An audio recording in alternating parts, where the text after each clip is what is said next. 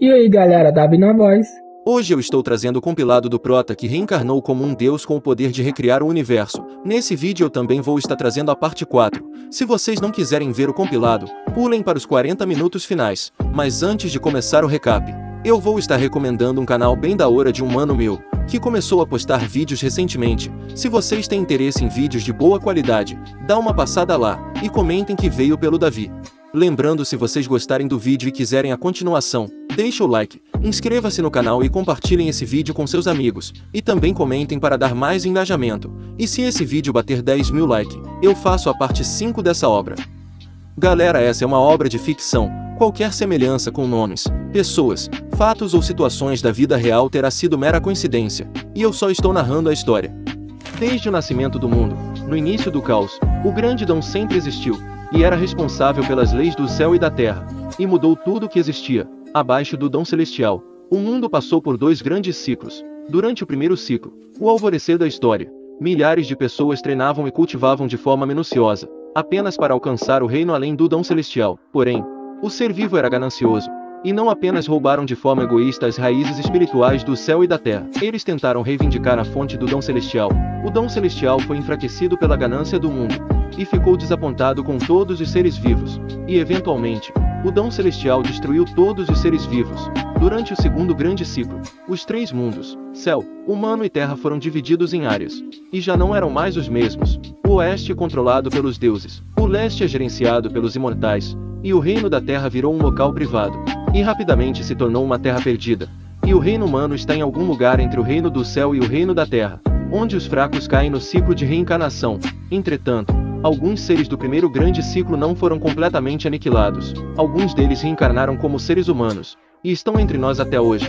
Alguns simplesmente voltaram à vida, e outros renasceram com os seus poderes intactos. Todos eles possuem o mesmo propósito, que é embarcar no caminho do destino, e desafiar o Dom Celestial. Por causa disso, o Dom Celestial despertou enfurecido, e lançou um poderoso trovão sobre a terra. E pela segunda vez, o mundo foi destruído.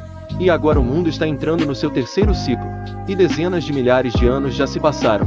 Resumindo, o Dom Celestial anterior deixou esse mundo para trás e foi embora, e agora o protagonista é o novo Dom Celestial.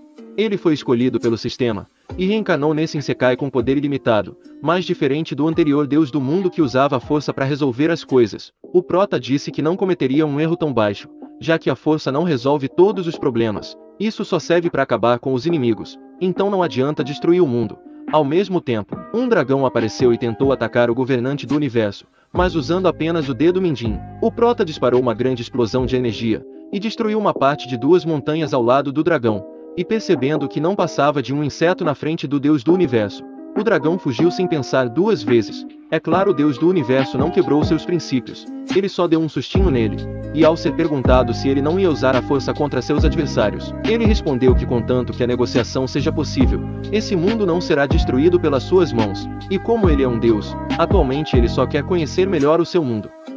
Depois, enquanto ia em direção da Cidade da Liberdade, um grupo de comerciantes de escravos tentou vender fadas, e também prisioneiras de guerra para ele.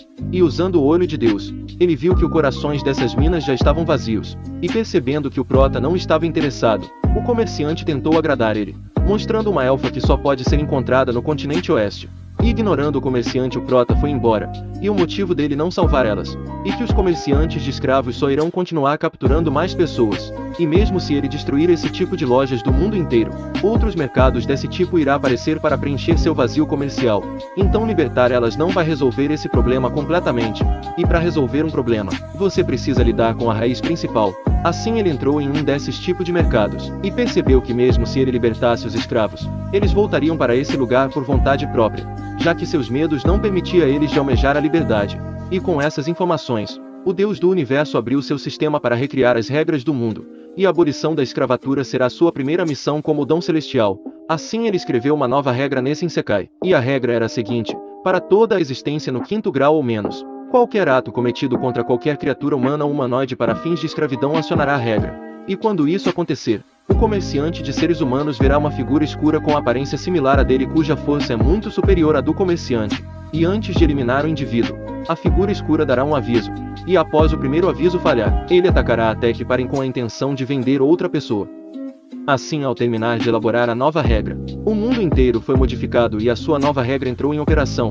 Ao mesmo tempo, quando o comerciante tentou vender essas garotas para o Prota, uma figura escura apareceu atrás dele, e enquanto ficava assustado com isso, a parede atrás dele quebrou, e um dos capitães de segurança caiu na sua frente. E quem deixou o capitão em tal estado era uma figura escura com aparência similar à dele, mas ela tinha uma força muito maior que a sua.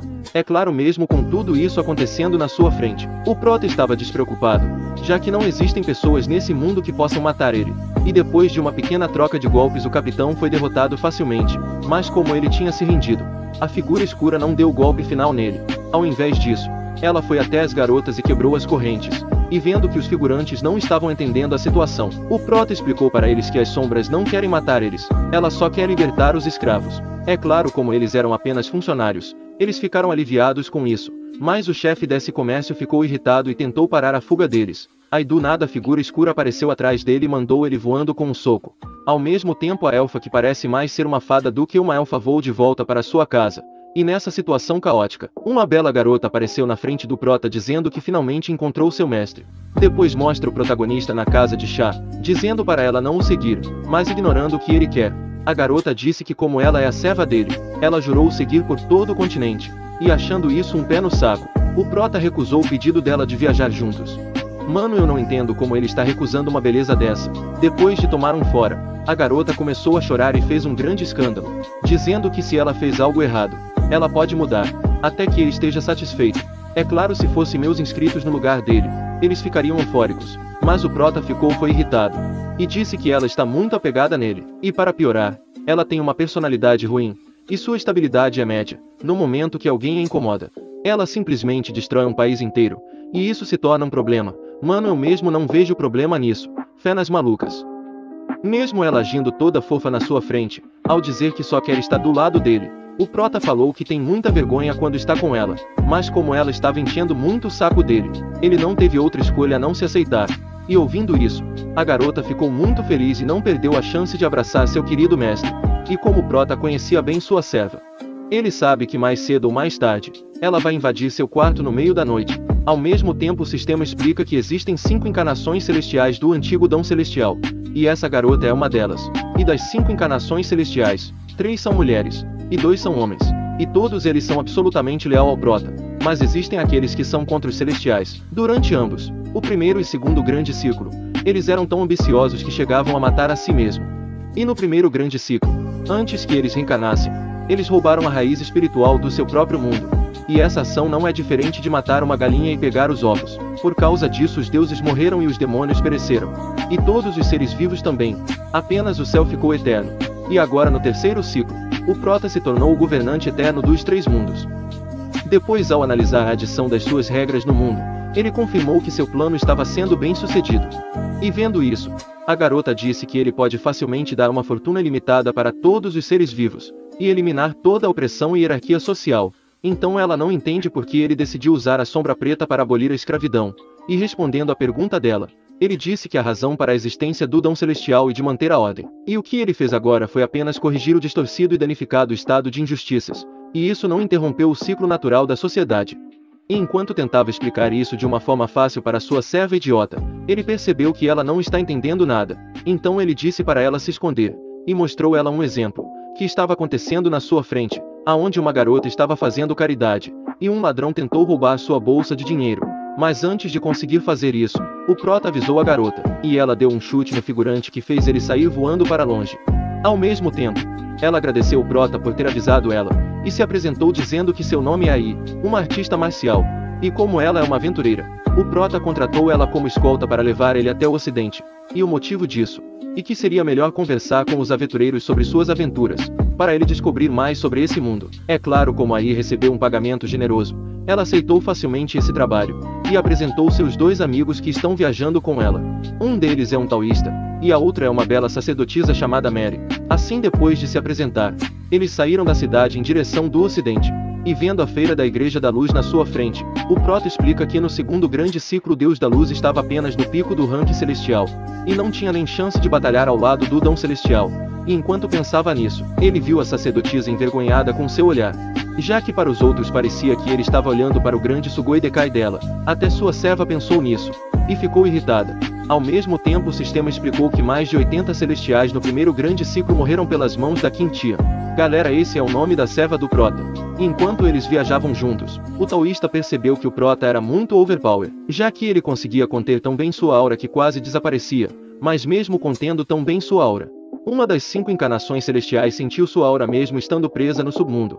E como o Prota era um deus, ele percebeu que aquela garota no submundo tinha sentido sua aura. Assim, depois, no meio da sua viagem, eles viram vários escravos que foram libertados por causa da figura escura no meio da rua. Mas o Prota acabou tendo uma bela visão, já que a sacerdotisa estava tampando sua visão com seu traseiro. Para a sacerdotisa, as ações dessas figuras escuras são muito radicais. Mas para o taoísta e a artista marcial, as ações dessas figuras são bem melhor comparado a uma miséria de longa duração, já que várias pessoas vão poder ter um futuro agora. Mas como nem todos os escravos vão poder ter suas liberdades, a sacerdotisa orou para a deusa da luz salvar todos eles. Mas o Prota acabou com sua alegria, dizendo que a deusa da luz não pode salvar aquelas pessoas. E essa sua fala fez com que a sacerdotisa ficasse irritada. E nisso a conversa acabou seguindo um caminho nada a ver, aonde o Prota teve que explicar de uma forma científica como fazer a chuva cair em um reino que está sem água. Mas como eles estavam na era medieval, os figurantes pensaram que ele estava fazendo uma piada, e começaram a rir da cara dele. E vendo isso, sua serva ficou irritada, e tentou atacar eles. Mas o Prota parou ela, ao pegar sem querer nos grandes Sugoi Dekai dela, e percebendo isso, ele tentou tirar a mão. Mas sua bela serva não deixou, e ficou babando querendo que ele fizesse de novo. E vendo a forma que ela estava, ele criou uma nova lei, aonde ele evitava os ataques noturnos da Quintia. Mano, esse Prota está me decepcionando muito. Depois, enquanto acampavam para passar a noite, sua serva perguntou se ela deveria fazer alguma coisa contra o grupo de mortos-vivos que estava no sudoeste, e ele respondeu para ela não fazer nada. E vendo seu mestre indo dormir, ela começou a babar e tentou atacar ele, mas a nova lei do universo não deixou. E enquanto ela se lamentava como se estivesse perdido um parente querido, foi revelado que a artista marcial estava grávida do taoísta, e eles estavam planejando se casar quando essa missão terminasse. Mas quando eles viram a morte se aproximando, eles entraram em desespero com a legião de mortos que estavam indo em sua direção. E o motivo do número de mortos ser tão alto era que a função de reencarnação desse mundo estava quebrado, após uma grande batalha de 2 seres monstruosos. Ao mesmo tempo, ao ver um necromante liderando esses mortos-vivos, a sacerdotisa começou a implorar para a deusa da luz salvar eles, já que se um milagre não acontecesse, eles com certeza morreriam. É claro, o milagre já tinha acontecido. O Prota estava junto deles, então usando sua aura do Deus do Universo, ele fez os mortos-vivos ficarem paralisados de medo, e como a maioria dos zumbis era uma criatura sem inteligência, eles agiram pelo instinto de querer sobreviver e atacaram o Prota. Mas antes deles chegarem perto dele, o cavaleiro morto-vivo cortou os esqueletos em pedaços, e o motivo dele ter feito isso foi porque ele reconheceu que o ser na sua frente era capaz de eliminar todo o seu exército. É claro, ele não conseguiu ignorar completamente seu instinto, e ordenou que seus companheiros atacassem os seres humanos fracos, já que para ele os fracos devem morrer. E vendo os esqueletos atacando os aventureiros, o Deus do Universo ficou irritado, com o fato desses insetos estarem ignorando seu aviso. Então ele deu apenas uma simples pisada no chão, e uma cratera gigantesca se formou, e engoliu o exército de mortos-vivos. E vendo essa cena chocante acontecendo na sua frente, os figurantes ficaram chocados com o tamanho do poder dele. E mesmo ele tendo a filosofia de que usar a força não resolve tudo, tem hora que o jeito mais fácil de resolver o problema é usando a força. Ao mesmo tempo, ele disse para o ser do submundo parar de se esconder no meio dos esqueletos. E terminando de dizer isso, uma bela garota extremamente assustada apareceu, e se apresentou dizendo que se chama Emir, e ela é um membro da Igreja dos Necromantes. Ela também se desculpou por ter atrapalhado a viagem do Prota, e vendo quão bem dotada ela era, eu errei aqui.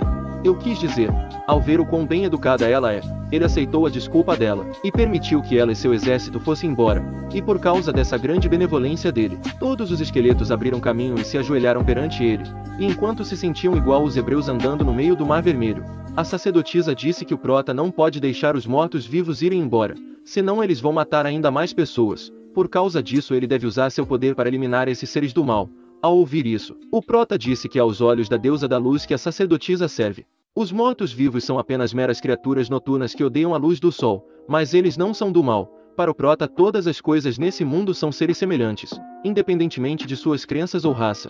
Então ela deveria se sentir mal por querer destruir outros seres que pensam e acreditam em coisas diferentes dela. E terminando de dizer isso, o casal de aventureiros agradeceram o Prota por ter salvado suas vidas. Ao mesmo tempo, O prota disse para eles que os deuses realmente existem, e se despediu deles. E vendo ele desaparecendo na sua frente, os aventureiros perceberam que ele era um deus. Depois mostra o prota e sua serva chegando no inferno, e mesmo esse sendo um dos 3 grandes reinos, o lugar da morte e da reencarnação, tudo que o Deus do universo viu na sua frente foi ruínas e alguns mortos-vivos. E o motivo dele não sentir preconceito contra os zumbis, e porque a existência deles também obedecem ao dom celestial, então eles não são diferentes de outras raças. E eles estão nessa situação, porque o ciclo de reencarnação está quebrado. Portanto todos eles se tornaram cadáveres ambulantes sem inteligência. É claro, ele veio até o inferno para reconstruir o ciclo de reencarnação, mas como ele não pode ser incomodado durante a recriação, ele pediu o poder da sua serva emprestado, para assim eles poderem recriar o ciclo de reencarnação juntos. É claro, ao se abraçada pelo seu mestre, a garota ficou nas nuvens, e usando seu poder junto do dela, o prota começou a recriação.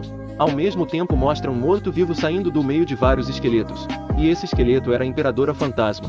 E ao ver a luz da reencarnação, ela ficou surpresa com o fato do dom celestial estar conseguindo reparar o ciclo da reencarnação. Assim ela explica que no passado, ela e o Rei Selvagem competiram pelo poder sobre a vida e a morte, e no final cada um deles obteve a metade do poder. Mas o ciclo da reencarnação foi danificado durante a batalha. Assim o inferno acabou sendo ignorado durante milênios. Por causa disso ela não consegue entender por que o dom celestial quer restaurar o ciclo da vida e da morte logo agora, e também porque a aparência dele está diferente de antigamente.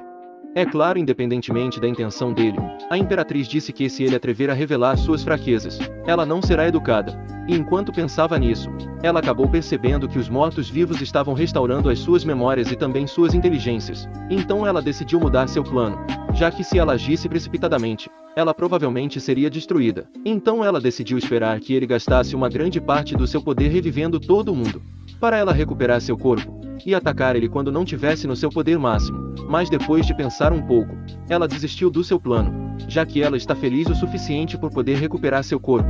Então ela decidiu assistir às outras potências do inferno indo para cima do dom celestial. E vendo esses monstros indo em sua direção, a garota tentou eliminar eles, mas o prota abraçou ela mais forte, e disse para ela não se distrair, já que ele tem seus próprios planos. Assim, ao estalar os dedos, uma sombra negra com a mesma aparência que a dele apareceu, e ele deu o trabalho de cuidar desses insetos para sua sombra. E o motivo dele não ter deixado sua serva cuidar disso, e porque ela destruiria o inferno antes mesmo que ele pudesse restaurar o ciclo de reencarnação.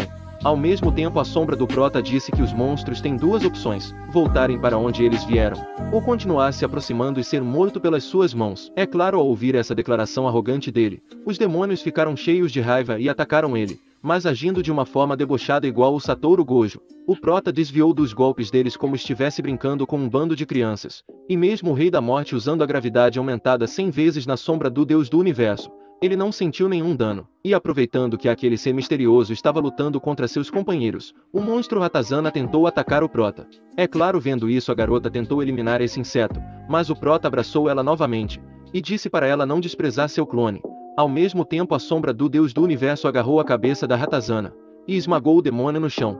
E vendo o grande poder dele, os monstros decidiram atacar tudo de uma vez, e achando isso fofo, a sombra do Deus do Universo decidiu mostrar a diferença absoluta de força entre eles, e mandou todos eles se ajoelharem perante a sua presença, e somente com sua aura. Ele fez todos os demônios ao seu redor caírem no chão ajoelhados, mas teve alguns que conseguiram resistir sua aura, e um deles era o comandante esqueleto.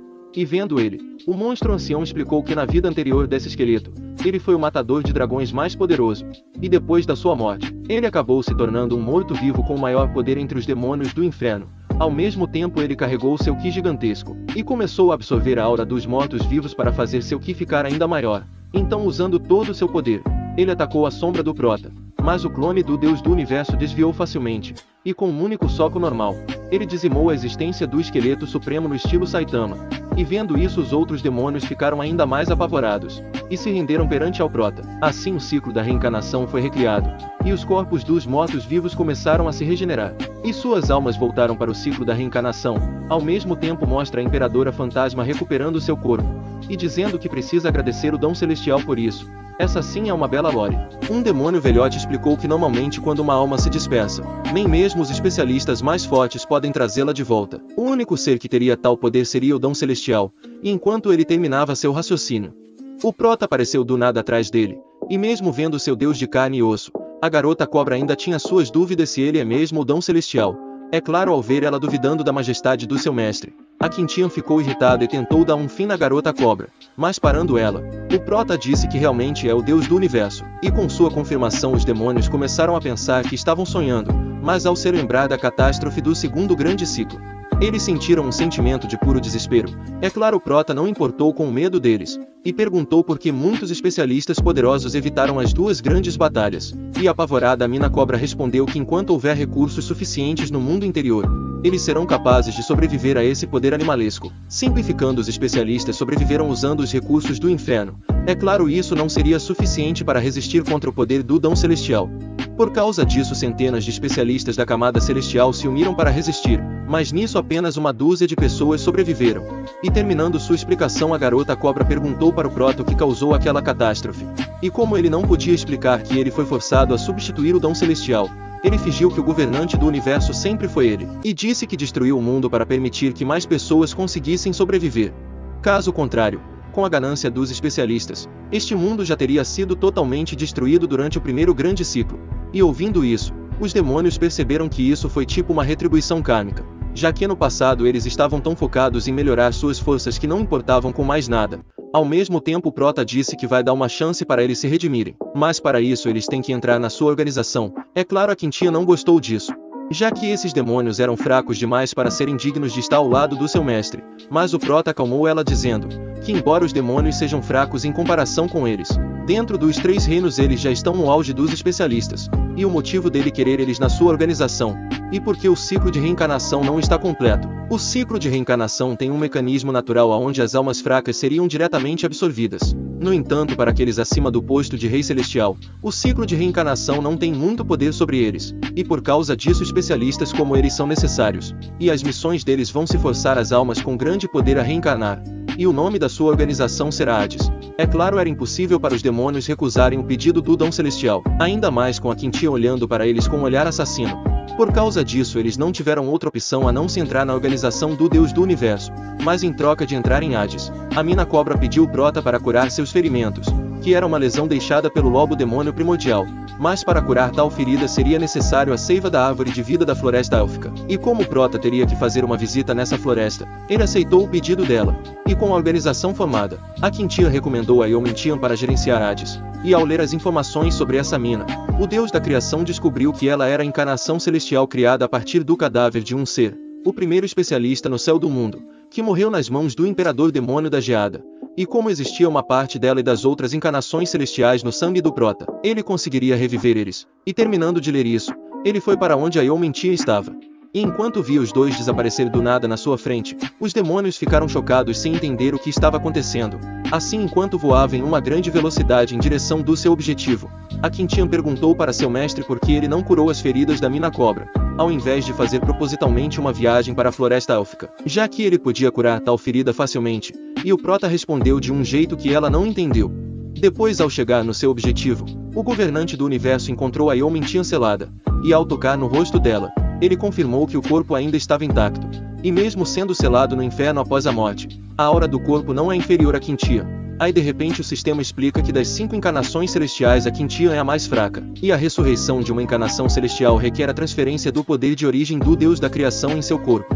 E este poder será dado permanentemente a outra parte e não poderá ser recuperado. Simplificando, se ela morrer novamente, ele terá jogado seu poder fora. Mas mesmo com essa penalidade, ele deu 1% do seu poder para Yomintian. É claro, esse 1% do seu poder era capaz de destruir todo o inferno. E sentindo essa aura aterrorizante, os demônios não conseguiram respirar. E a Imperatriz Fantasma ficou assustada, e pensou que o Dão Celestial tinha percebido que ela não estava morta. Assim, ao transferir 1% do seu poder para o corpo da Yomintian, as correntes que selava ela foram quebradas. E ela abriu os olhos, e vendo seu mestre na sua frente, ela abraçou ele. E cheia de felicidade, ela disse que finalmente está reunida com seu amado mestre. É claro, como ela estava agarrada nele, a Quintian ficou irritada e separou eles. Assim, depois de se desculpar por ter sido rude, ela agradeceu o Prota por ter trazido ela de volta à vida, e vendo a lealdade dela por ele. O Prota disse que a partir de hoje, ela será a principal gerente de Hades, e ela terá uma única tarefa, e isso é construir Hades e manter a segurança do ciclo de reencarnação. E como a ordem do seu mestre era absoluta, ela aceitou sem contestar, e perguntou seu mestre que ele ficaria no inferno. e para se vingar de antes a Quintia agarrou o braço do Prota, e disse que seu mestre ainda tem outras coisas para lidar, então ela terá que cuidar do inferno sozinha. Mas como Prota não queria ver a Eumentian triste, ele confortou ela, e disse que já reconstruiu o ciclo de reencarnação, agora só falta ela se tornar a rainha de Hades. Então, cumprindo a ordem do seu mestre, ela usou sua aura e fez todas as formas de vida do inferno ouvir sua voz. Desse jeito ela disse que é a encarnação celestial, e também é a rainha de Hades, e ela ajudará o dom celestial a governar o inferno, e aqueles que costumavam ser artesãos ajudarão a projetar. E os zumbis estarão encarregados da construção, e os mortos-vivos também entrarão no reino humano como fantasma para guiar os espíritos. E se alguém não cumprir, se tornará inimigo do dom celestial. E vendo ela já agindo como uma prefeita imperatriz, o Prota ficou aliviado em deixar Hades para ela, e partiu para a floresta Alfica. Assim, na floresta dos elfos mostra algumas escórias humanas se vangloriando por ter capturado algumas elfas de alta qualidade. Mas interrompendo a diversão dos seus subordinados, o líder dos bandidos do Dragão da Terra disse para eles ficarem alerta, até eles saírem dessa floresta. É claro, como todo bom figurante, eles estavam com excesso de confiança, mas de repente uma sombra misteriosa apareceu nas suas frentes, e apontou o dedo para as carruagens aonde estavam as elfas. E vendo isso, o líder dos bandidos pensou que a sombra misteriosa estava tentando roubar seus saques.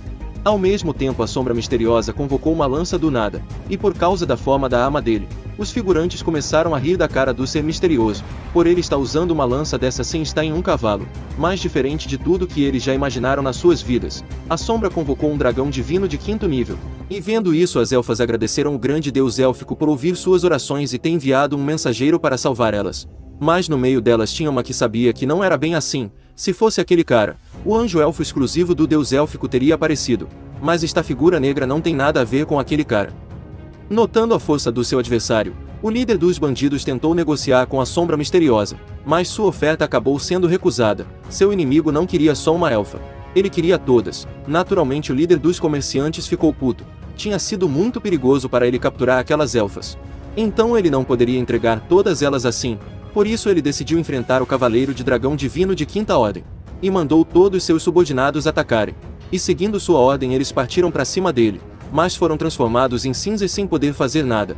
E vendo o que acabou de acontecer, o líder dos comerciantes percebeu que o ser misterioso não estava de brincadeira. Mas isso já era tarde demais. Ele só podia ficar olhando enquanto seus subordinados eram dizimados por um único indivíduo. E depois de alguns minutos ele foi um dos poucos bandidos que sobraram. Ignorando o líder dos comerciantes, a sombra escura foi em direção das elfas, e destruiu a carruagem. E percebendo que essa pessoa realmente queria salvar elas, a elfa agradeceu o ser misterioso. Ao mesmo tempo, o líder dos bandidos aproveitou que seu inimigo tinha baixado a guarda, e atacou ele, mas sem nem olhar para trás. O clone arremessou a lança na barriga do seu inimigo, e por causa da força do arremesso, o líder dos bandidos não conseguiu se defender e acabou indo jogar no vasco. E vendo a morte do seu líder, os ladrões entraram em desespero, e tentaram fugir, mas tiveram seu caminho de fuga interrompido com uma flecha na cabeça. E os responsáveis por isso foi a 3ª Brigada da Legião da Árvore Divina que vieram salvar os elfos capturados. Eles sabiam que o cara misterioso salvou seus companheiros, por isso eles decidiram agradecer ele. Mas antes de ter a chance de fazer isso, a sombra misteriosa viu um dos elfos dizendo que venderia os bandidos que sobreviveram para os nobres. E como isso violava a regra criada pelo Deus do Universo, o ser misterioso se transformou no elfo, e atravessou a cabeça dele com uma flecha. Naturalmente os elfos ficaram chocados, e se prepararam para a batalha. E quando eles foram atacar seu inimigo, eles foram interrompidos pela elfa que tinha sido salva. Ela ficou entre eles, e disse que esse ser misterioso não fez nada de errado. Ele trata todas as formas de vida justamente, desde a sua aparição. Ele seguiu apenas uma regra, que é atacar aqueles que vendem os outros seres humanoides, independente de serem bandidos ou guerreiros. Enquanto uma pessoa não se envolver com o comércio de escravos, ele não atacará. Ao ouvir sua explicação, a capitã da 3ª Brigada da Legião da Árvore Divina proibiu seus subordinados de fazerem prisioneiros, e após cumprir seu objetivo, a sombra misteriosa desapareceu de repente. Enquanto a capitã ficava surpresa com isso, a elfa agradeceu seu salvador, e no mesmo momento o Deus do Universo acabou espirrando. Ele estava flutuando em cima dos elfos, enquanto explicava para sua serva que a lei que ele criou anteriormente entrou em ação, e salvou as elfas de terem um final horrível nas mãos dos nobres. E enquanto explicava isso, 3 luzes verdes fantasmagóricas se chocaram no chão, e se transformaram em caças fantasmas do inferno. Diferente do Prota e da sua serva, apenas a elfa que protegeu a sombra misteriosa podia ver os seres do submundo. Ela viu as almas dos comerciantes saindo dos seus corpos, e sendo capturadas pelos caças fantasmas, e em seguida sendo levadas para o inferno. além de poder enxergar eles, ela também conhecia suas identidades. Ao ver os caças-fantasmas fazendo seu trabalho, o Deus do Universo confirmou que o ciclo de reencarnação está funcionando perfeitamente, e enquanto acalmava sua serva que estava ainda mais admirada com seu feito, ele explicou para ela que seu próximo destino é a capital élfica. Na Cidade da Vida nós vemos os elfos que foram resgatados se tornando os responsáveis pela limpeza da cidade. A elfa que todos nós sabemos que vai entrar no harém do governante do universo também recebeu uma vassoura, e ficou aliviada por finalmente estar de volta. Ao mesmo tempo uma carruagem passou ao lado dela, e ela sentiu algo familiar.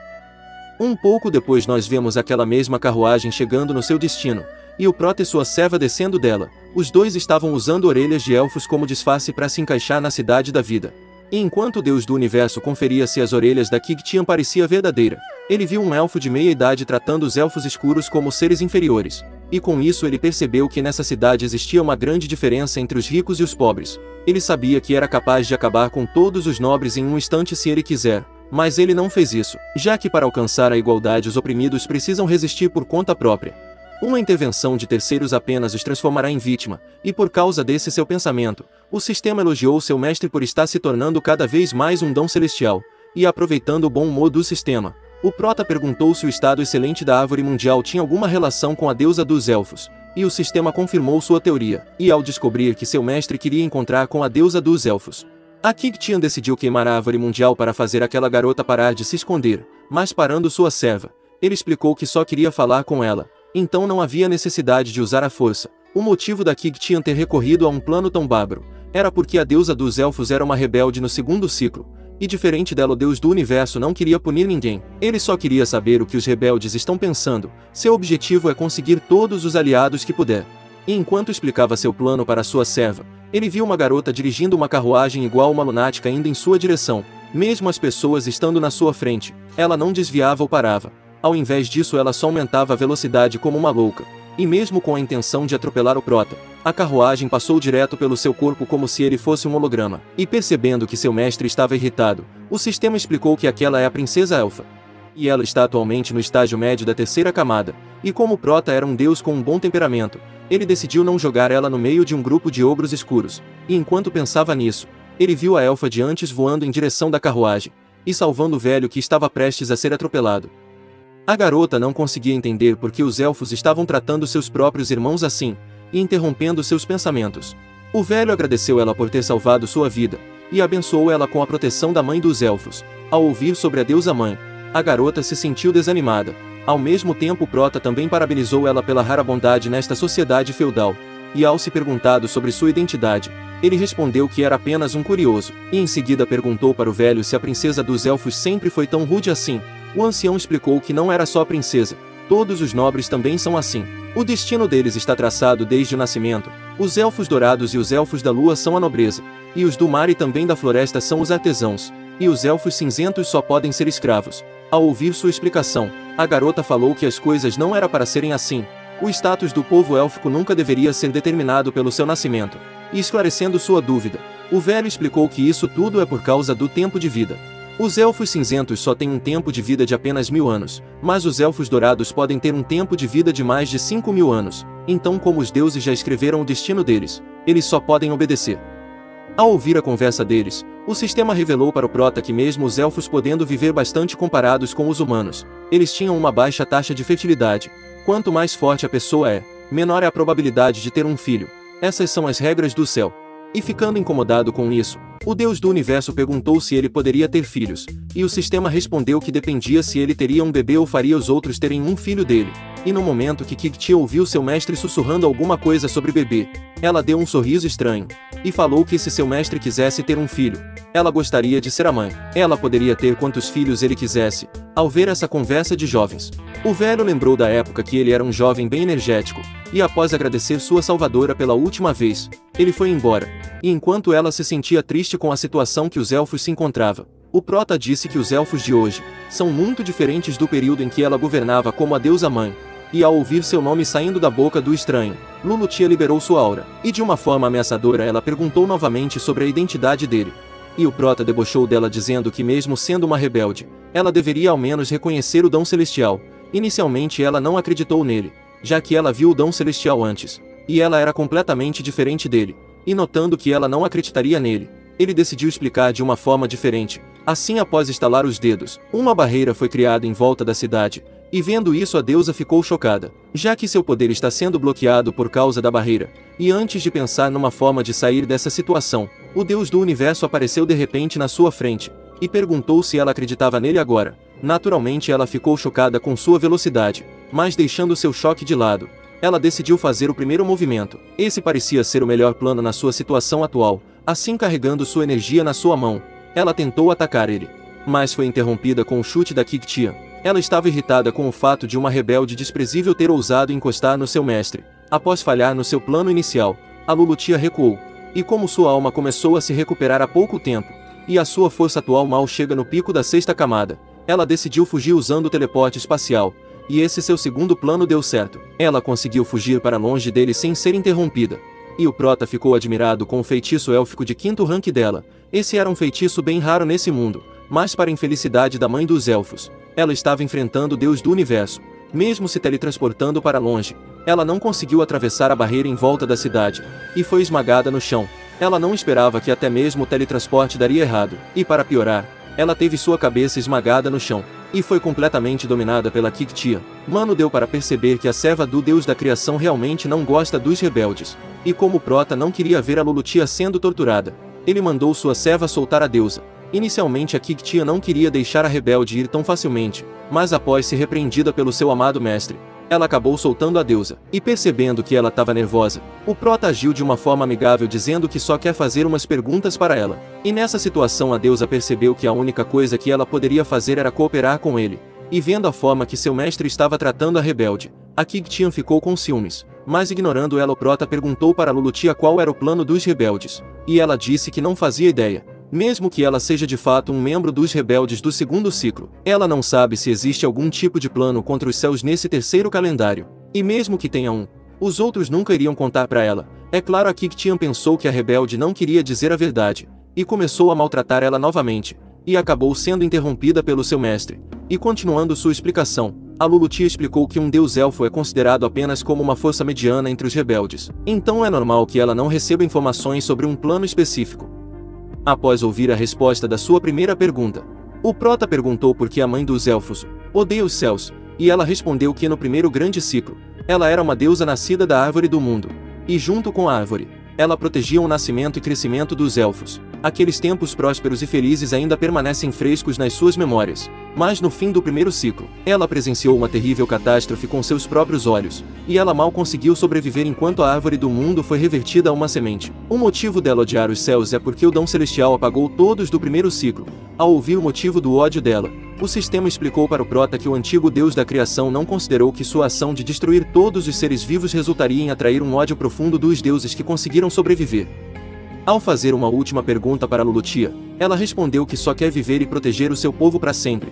Ao ouvir sua resposta, o Prota se sentiu decepcionado, já que ela estava sendo hipócrita. Então, para mostrar a verdade da sociedade dos elfos para a deusa, o Dão Celestial teletransportou elas para a mina da floresta élfica. E dentro da caverna elas sentiram um cheiro ruim muito forte. E nisso o Prota explicou para Lulutia que esse é o lugar onde o povo dela chama de um bom lugar para criar riquezas. E enquanto ela ficava sem entender o que ele queria dizer com isso, ela ouviu um grito de dor. E ao olhar para ver o que estava acontecendo, ela viu uma elfa cinzenta recebendo chicotadas e sendo tratada como escrava por um elfo dourado. Não era só ela que estava recebendo esse tratamento horrível. Todos os elfos cinzentos estavam recebendo o mesmo tratamento. E por causa da forma que seus filhos estavam tratando seus próprios irmãos, a mãe dos elfos ficou cheia de raiva. Mas acalmando ela, o Deus do universo explicou que ele só foi capaz de parar o comércio feito por humanos, se for escravidão pura. A figura misteriosa não vai aparecer. Ao ouvir sua explicação, ela percebeu que aquela sombra de antes era obra do Dão Celestial, e perguntou por que ele não colocou regras para acabar com a escravidão pura também. E ele perguntou se ela também queria salvar os criminosos que se tornam escravos. E vendo ela hesitando, ele continuou sua explicação dizendo que essas matanças e opressão são decididas pelos líderes de suas raças, então ela não deve jogar as suas responsabilidades nele. Mesmo tendo poder para mudar tudo, ele prefere não interferir desnecessariamente. Quando o Dão Celestial anterior tentou mudar tudo, os deuses se uniram para eliminar seu criador, e ela sabe que o motivo do mundo com a maior quantidade de recursos ter se tornado uma terra árida e também o porquê a reencarnação ter sido danificada. Era tudo culpa dos rebeldes que se voltaram contra seu criador, e se sentindo culpada, a Lulutia disse que eles só queriam uma vida melhor para seus filhos. Ao ouvir sua desculpa, o prota falou que o povo dela, a nobreza élfica, parecia que também estão apenas buscando uma vida melhor, a oprimir a sua própria espécie. E negando a realidade, a deusa jogou a culpa no Deus da criação, dizendo que tudo isso é porque ele quer absorver o poder de todos os seres vivos para se tornar mais forte. Por isso eles precisavam resistir, ou então seriam eliminados. Após ouvir todas as bobagens que ela falou, o prota explicou que o poder do dom celestial vem de todas as coisas vivas, então a morte de todos esses seres também enfraqueceria o poder do Deus da criação. E terminando sua explicação, ele perguntou se ela sabia o motivo do dom celestial ter preferido destruir todos os seres ao invés de eliminar apenas os mais poderosos. E como ela não sabia o motivo, ele perguntou se ela é capaz de reconhecer esse holograma na sua mão, e ao ver o esqueleto ela ficou surpresa, já que aquilo era seu corpo. Para ser mais exato, foi quando ela tinha acabado de acordar durante o segundo ciclo, e naquele momento, ela drenou completamente a fonte da vida. O propósito da aura da primavera era ressuscitar a árvore do mundo, e para que ela tivesse a sua própria vitalidade. E foi a aura da primavera que trouxe o continente de volta à vida. Se os rebeldes não tivessem roubado a fonte da vida, milhares de vidas teriam nascido. A deusa dos elfos sabia de tudo isso, e sentia extremamente culpada por isso. Mas por querer viver ela cometeu aquele pecado, e jogando a culpa no dom celestial novamente, ela falou que se ele não tivesse destruído todos os seres vivos, ela não precisaria usar a fonte da vida. É claro, o prota não aceitou a desculpa dela. Se ela não tivesse roubado a oportunidade dada a todos os seres pelo céu, o dom celestial não teria escolhido destruir tudo pela segunda vez, e agora ela está enfrentando o mesmo problema que seu criador. Seus próprios filhos estão destruindo a vida dos seus irmãos por sua própria ganância.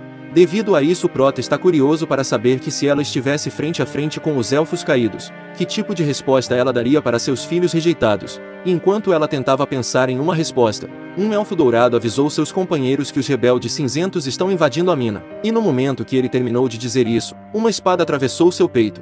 E o dono dessa espada era o líder da resistência dos elfos cinzentos. Ele veio para liberar seus companheiros. Quando o elfo dourado viu as armas sendo entregue para aqueles insetos que ele tanto maltratou, ele percebeu que as coisas não acabariam bem. E para seu desespero, aquilo que ele mais temia aconteceu. No momento que eles ganharam a chance de se vingar, os elfos cinzentos se transformaram em demônios, e criaram um mar de sangue na mina. Ao ver seus filhos dando fim na vida um do outro de uma forma tão brutal, a deusa entrou em desespero. Ela não queria que isso acontecesse. A coisa que ela mais queria era que seu povo vivesse feliz, e ao perceber que ela queria parar esse banho de sangue, o prota interrompeu a deusa dizendo que se ela não resolver a raiz do problema, coisas semelhantes a essa irão continuar acontecendo. E negando a realidade novamente, ela jogou a culpa no Deus do universo, dizendo que se ele não tivesse tirado seu poder, ela não deixaria seu povo chegar neste estado. Ao ver que ela estava com a intenção de atacar seu mestre, a Kiktian perdeu a paciência e tentou mandar a rebelde por inferno, mas seu amado mestre interrompeu ela de novo. Ao mesmo tempo, o prota explicou que no segundo ciclo os elfos já eram divididos em classes superiores e inferiores. No segundo ciclo, os elfos dourados que eram próximos a Lulutia já eram nobres, e os cinzentos foram exilados. Eles nunca consideraram os elfos cinzentos como sendo da mesma raça, e sim como seres inferiores. E foi devido ao dom celestial ter visto o sofrimento de todos os seres, que ele escolheu destruir tudo. E como a deusa mãe dos elfos, ela nunca olhou para seu próprio povo. Ao ouvir todas essas verdades, a Lulutia finalmente aceitou que não era qualificada para ser a deusa mãe dos elfos, e interrompendo o choro dela, o prota disse que diante de um problema ela deve encontrar uma forma de resolver ao invés de ficar lamentando. Se ela criou coragem para resistir contra o céu, ele acredita que se ela mostrar apenas metade daquela coragem, os elfos provavelmente irão mudar de opinião. Ao ouvir seu incentivo, a Lulutia percebeu o que ela devia fazer. Ela vai ir para a fortaleza da resistência dos elfos escuros para perguntar quais são as suas demandas. Para ser uma boa deusa, ela decidiu ouvir a voz do seu povo. E por ela ter finalmente entendido seu papel como deusa, o prota decidiu dar uma carona até a fortaleza da resistência para ela. Naturalmente, a Kiktian ficou irritada ao ver seu mestre ajudando a rebelde e acalmando sua serva. Ele falou que ter mais um amigo é melhor que ter mais um inimigo. Ao ouvir isso, a Lulutia achou engraçado, e percebeu que não sabia quase nada sobre o dom celestial. Assim, ao atravessar o portal, ela foi teletransportada para a fortaleza de resistência dos elfos cinzentos, e só pela aranha no teto da caverna, ela percebeu que sua velha conhecida estava naquela mina. Ao mesmo tempo, o prota avisou a mãe dos elfos que ele parou de esconder a presença dela, então agora eles podem ver ela. Após ouvir isso, ela aumentou sua coragem e entrou na caverna. E notando a presença dela, elfos cinzentos atiraram flechas no intruso sem hesitar, e mesmo não estando totalmente recuperada, ela não se sentiu ameaçada. e cheia de confiança ela bloqueou as flechas facilmente com seu feitiço de barreira. Ao ver isso, os elfos cinzentos ficaram surpresos, já que aquela habilidade só pode ser usada por um mago de 5º rank. Mas mesmo sabendo que seu adversário é um grande mago, eles colocaram suas vidas em risco para eliminar seu inimigo, já que para eles todos os elfos dourados devem ser dizimados. É claro, a deusa conseguiu imobilizar eles facilmente com sua magia da proteção da floresta, e mesmo eles estando nos estágios iniciais da 4ª Ordem, o Prota percebeu que o poder dos elfos escuros não é nada baixo. Este tipo de força é raro até em países humanos. Ao mesmo tempo, quando a deusa sentiu a presença da sua velha conhecida, uma mulher misteriosa apareceu, e falou para seus subordinados que eles não são oponentes dignos para a deusa mãe dos elfos. Essa mulher misteriosa é a Racheira, a deusa dos elfos escuros, e para confirmar a identidade dela, o Prota usou seu poder ocular, e descobriu que essa pessoa na sua frente é um avatar da deusa aranha, e sua força estava no pico da 5ª camada. E devido à diferença de poder entre as duas deusas, o Dão Celestial perguntou para o sistema por que a Lulutia era muito mais forte que a Racheira, e o chat GPT respondeu que existe 2 tipos de deuses, os naturais e os da fé. Os naturais nascidos sob a vontade do céu geralmente nascem com uma grande força, já os deuses da fé exigem força das crenças dos outros. Se seus crentes forem poucos, a sua força vai enfraquecer ou até mesmo desaparecer, e é por isso que a deusa dos elfos escuros é bem mais fraca. Ela é uma deusa da fé. Inicialmente parecia que a Racheira estava feliz em ver que a sua velha conhecida estava viva, mas a Lulutia sabia que não era bem assim, e confirmando sua teoria, a Racheira falou que está feliz por poder ter o prazer de eliminar a deusa mãe com sua própria mão, mas no momento seguinte ela entrou em choque ao ouvir a Lulutia dizendo que quer ajudar os elfos cinzentos, e após seu choque, ela debochou da deusa idiota falando que a memória dela só pode estar danificada para falar tamanha bobagem, já que os elfos escuros sofreram injustiça quando a deusa mãe ainda governava, e agora que as coisas estão ainda piores. O único jeito de resolver isso, e eliminando a Lulutia, e tirando a divindade dela, só assim os elfos cinzentos poderão ser salvos. E após dizer isso, ela mandou seus filhos atacarem os intrusos. Ao ver eles indo em sua direção, o Dão Celestial estalou o dedo, e em seguida os elfos escuros ficaram congelados no tempo. E como a Racheira não conseguiu entender o que estava acontecendo, o Prota explicou para ela que ele apenas pausou o tempo deles. Naturalmente ela não acreditou na sua explicação, já que na mente dela ninguém no mundo seria capaz de parar o tempo. Isso era o que ela pensava no início, mas ao ouvir que o intruso é o Dão Celestial, ela ficou chocada, e desfez sua transformação. Ela não queria se tornar inimiga do Deus do Universo, e um dos motivos dela acreditar que ele não estava mentindo sobre sua identidade, era porque a deusa idiota não negou sua declaração, e após chegar nessa conclusão, ela se ajoelhou e pediu desculpas por ter sido rude, e para seu alívio, ele aceitou suas desculpas, e logo em seguida ele disse que os elfos ainda precisam perguntar à deusa mãe sobre o motivo dela ter vindo visitar eles, e vendo ele abrindo o caminho para ela, a Lulutia pediu desculpas para os seus filhos rejeitados por não ser uma boa deusa, e nem uma criadora competente. E como ela sabia bem o que os seus filhos estavam sentindo, ela entendia que essa autoculpa dela não iria resolver nada, por isso ela deu um conselho para a Racheira. A vingança que os elfos escuros buscam só vai piorar a situação. Esse sentimento de vingança que eles estão sentindo é o mesmo que ela sentiu quando se uniu na luta contra o céu. A sua mente só pensava em resistir à opressão do Dão Celestial. Naquela época, ela poderia fazer o que fosse preciso para conseguir a sua vingança. Quando ela criou a raça élfica, ela deu a cada raça de elfos características e símbolos correspondentes. Os elfos dourados são o sol e a luz. Os da lua são a lua e a noite. Os da floresta são a árvore e as bestas. Os do mar são a água e os peixes. E os elfos cinzentos são a terra e a vida. E os escuros são as sombras e a aranha. Aos seus olhos todos os elfos devem ser iguais. Ela espera que todos eles possam abandonar seu ódio e viver em paz. É claro, não tinha como eles abandonarem seus ódios, depois de ver tantos entes queridos sendo oprimidos até a morte durante centenas de anos. Devido a isso, a Racheira falou que se Lulutia quiser ajudar os elfos escuros, ela deve eliminar o rei elfo e todos os dourados que fazem o mal, mas a deusa mãe recusou sua oferta. Para ela todos os elfos são seus filhos, então ela não queria perder nenhum deles. Ao ouvir sua resposta, a Racheira ficou extremamente irritada, e mandou a Lulutia ir apoiar os filhos favoritos dela. E interrompendo elas, o Dão Celestial perguntou o que a deusa aranha faria depois que a resistência for bem sucedida. E ela respondeu na maior naturalidade que deixaria os elfos dourados sentirem tudo o que eles passaram. Ao ouvir sua resposta hipócrita, o Prota entendeu que os escuros não odiavam a regra cruel dos dourados, já que eles querem o poder de governar as outras raças cruelmente. Naturalmente, a Racheira não gostou de ser comparada com os dourados egoístas, e deu a desculpa que só queria que os elfos escuros vivessem em paz, mas a desculpa dela não colou com ele.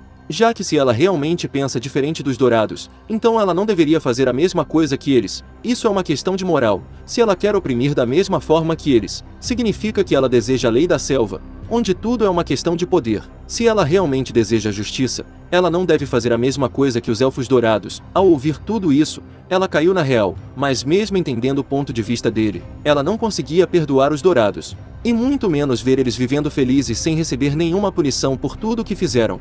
E acalmando ela, o Dom Celestial disse que há sempre um preço a pagar por fazer algo errado, mas este preço não deixa ela escravizar os elfos dourados por gerações. Após colocar suas emoções em ordem, a Hashira falou que não fará nada enquanto os escuros puderem viver uma vida normal, e ficando feliz por seu objetivo nesse lugar ter sido cumprido. A Lulutia pediu desculpa por ter envolvido o Dom Celestial no assunto interno da sua raça, e ele disse que estava tudo bem, já que todas as raças dos 3 mundos são assuntos do Dom Celestial, mas ela que terá que resolver as contradições a seguir com os elfos. Assim ela decidiu ir falar com o atual imperador élfico para resolver essa inimizade entre seus filhos, e se eles não forem capazes de conversar sobre isso, ela usará a força. E os elfos dourados e o novo deus élfico se tornará seus inimigos, e vendo ela confiante na sua decisão, o Prota decidiu ir com ela para testemunhar o resultado final, mas antes de partir para o Palácio dos Elfos, ele teve que acordar sua serva que pegou no sono depois de tanta falação. Um pouco mais tarde no Palácio Real, nós vemos a princesa humilhando as suas empregadas. Ela estava dando uma surra nas elfas cinzentas sem motivo nenhum. E vendo essa cena, a Lulutia ficou extremamente triste. E como isso já não fosse ruim o suficiente, o Prota mostrou para ela algo ainda mais cruel. Um mordomo da raça dourado levou mais uma elfa e também uma humana para o quarto do imperador élfico. E nós sabemos o que ele vai fazer com elas. Vendo a realidade da atual realeza do reino dos elfos, Lulutia decidiu que não havia necessidade de negociar com eles, e ativou sua habilidade para acordar a árvore do mundo adormecida. E após o despertar da árvore do mundo, um grande terremoto se iniciou em todo o reino élfico, e diferente dos nobres, os plebeus entraram em desespero, e começaram a implorar para a deusa mãe acalmar sua raiva, e após alguns minutos, o terremoto parou, e os monstros de árvores perderam o controle, e começaram a atacar os elfos dourados, e como isso não era o suficiente, a Lulutia também acordou o protetor do reino élfico, o dragão verde da floresta Ila, e ouvindo o chamado da deusa mãe, o Ila sinalizou o início da guerra com seu rugido, e seguindo a liderança dele as bestas da floresta rugiram também. Enquanto isso no reino celestial, o deus élfico do terceiro ciclo, Randolph, percebeu que aquela pessoa estava de volta, e parou o que estava fazendo, e chamou suas guardas, e no mesmo instante, 3 belas elfas apareceram, e vendo elas, ele mandou elas irem ver o que aconteceu com a árvore do mundo no reino humano, e se elas descobrirem que a árvore do mundo se tornou sua inimiga, elas devem destruir a árvore, e após receber a missão do seu deus, elas partiram para o reino humano. Enquanto isso no Império Élfico, a Hashira percebeu que a Batalha dos Deuses estava prestes a começar, e mandou o Shardal chamar todos os elfos escuros que estão escondidos.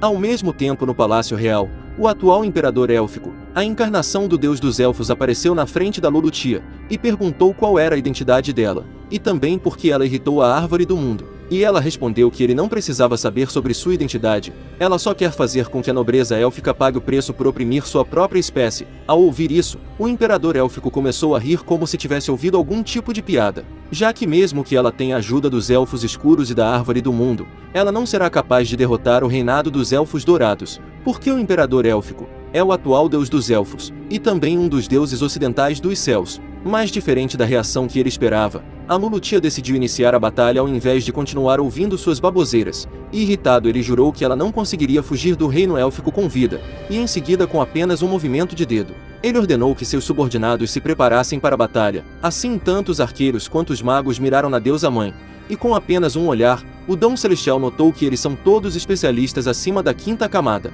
e avisou para Lulutia tomar cuidado. É claro, ele sabia que ela não estava preocupada com o poder deles, a única coisa que estava deixando ela chateada era o fato dos seus próprios filhos estarem se unindo contra ela, e não quererem ouvir seu pedido. E aproveitando o momento, o Prota falou que também não entendeu quando seus filhos se rebelaram contra os céus no primeiro e no segundo ciclo. Por ser ignorado pelos seus inimigos, o Randolph perdeu a paciência e mandou seus subordinados atacarem. Ao mesmo tempo os arqueiros se prepararam para atirar, e vendo eles iniciando a guerra, a deusa mãe ficou triste, e falou para eles não culparem ela pelo que está prestes a acontecer, e em seguida, um monstro de árvore esmagou um dos figurantes. Ao ver esse trem gigante, eles entraram em desespero, já que esses monstros de árvore eram seus aliados, mas agora eles estão atacando a cidade. e desesperados os elfos deram o melhor para proteger a cidade usando a barreira mágica. E quando eles viram o primeiro ataque sendo defendido, eles ficaram aliviados, mas para aumentar ainda mais o desespero deles, o dragão verde da floresta carregou energia na sua boca, e em seguida disparou o bafo do dragão em direção da cidade. O golpe foi tão forte que a barreira mágica não conseguiu bloquear o ataque, e vários arqueiros acabaram sendo eliminados. Naquele momento os sobreviventes perceberam que estavam ferrados, já que os monstros de árvore aproveitaram que a barreira foi quebrada para invadir a cidade. Naturalmente os arqueiros não conseguiram fazer nada diante de tais monstros, e acabaram sendo dizimados, e no final os guardas e os magos tiveram que manter a formação para parar o avanço dos monstros. E vendo os antigos Treants e o dragão celestial ao lado do inimigo, Randolph ficou puto, mas não querendo parecer um perdedor, ele se acalmou e disse que não importa como ela conseguiu fazer isso, no final ele ainda será o vencedor. E vendo a confusão dela, ele mandou ela olhar para cima. Ao mesmo tempo o céu se abriu, e as guardas do deus élfico apareceram, e a líder delas é Caterine, a rainha dos anjos. Ela revelou que foi ordenada pelo atual deus dos elfos para suprimir os rebeldes. Ao ver os 4 pares de asas, o Dom Celestial confirmou que ela realmente é a rainha dos anjos, e percebeu que aquele bosta está querendo destruir a árvore do mundo. E no mesmo instante o Prota avisou que elas deveriam tomar cuidado, já que se tanto os anjos quanto a deusa mãe não suprimissem seus poderes no mundo humano, haverá grandes problemas. Ao mesmo tempo um raio foi disparado em direção da Caterine, e sem nenhum esforço ela se defendeu facilmente, e devido a isso, o Prota percebeu que o grau de punição para os especialistas celestiais que entram no mundo humano não era forte o suficiente, e então sem hesitar ele reescreveu as regras. Agora suportar a punição celestial ou quebrar ela, não será contado como conclusão do julgamento, e irá desencadear uma nova punição celestial, e após o tempo demorado para que uma vara de incenso queime outra punição descerá. Com seu poder sendo um nível superior ao do invasor, isso continua até que a pessoa seja exterminada. Assim, após mudar as regras, o Prota disse que a Caterine tinha pouco tempo antes de um relâmpago de nível de Deus Imperador caísse sobre ela. É claro, se ele quisesse, ele poderia derrotar ela mais rapidamente, mas isso não seria divertido. Ao ver os relâmpagos se reunindo em um único ponto no céu, a Caterine ficou confusa. Ela já tinha quebrado o gatilho de iluminação, então ela não entende por que uma tripulação estava se formando novamente com um poder ainda pior, e devido a esse problema, ela decidiu acabar com a batalha rapidamente, antes que a tripulação caísse novamente, e interrompendo seus pensamentos. O dragão celestial perguntou se ela queria virar uma inimiga da árvore do mundo, e ela respondeu que só estava seguindo o comando do deus elfo. Ao ouvir sua resposta, Willa ficou irritado, já que só porque Randolph recebeu um pouco de atenção, ele agora está pensando que realmente é o deus dos elfos. E irritada com a blasfêmia dele, a Caterine mandou suas subordinadas protegerem o palácio real para ela cuidar da árvore do mundo.